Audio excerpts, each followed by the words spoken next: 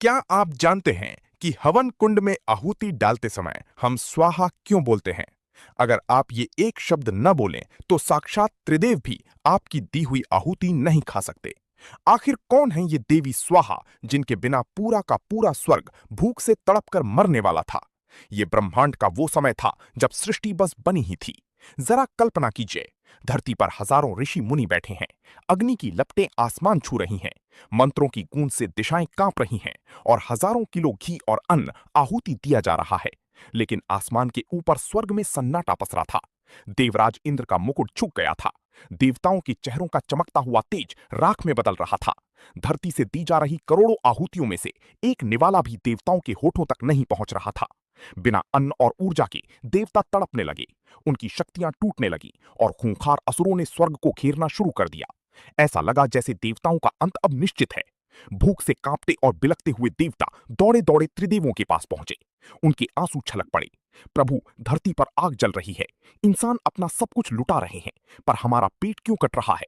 तब त्रिदेवों ने एक ऐसा खौफनाक सच बताया जिसने देवताओं के पैरों तले जमीन खिसका दी।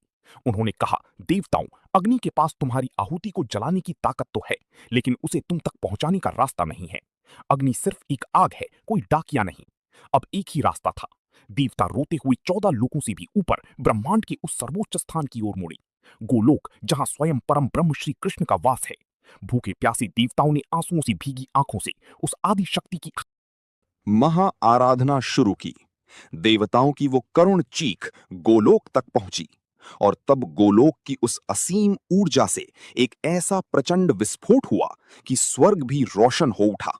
उस परम प्रकाश के बीच से एक अत्यंत तेजस्विनी और ममतामयी देवी का जन्म हुआ, साक्षात देवी स्वाहा। देवताओं की जान बचाने के लिए अग्निदेव और देवी स्वाहा का भव्य ब्रह्मांडीय विवाह हुआ।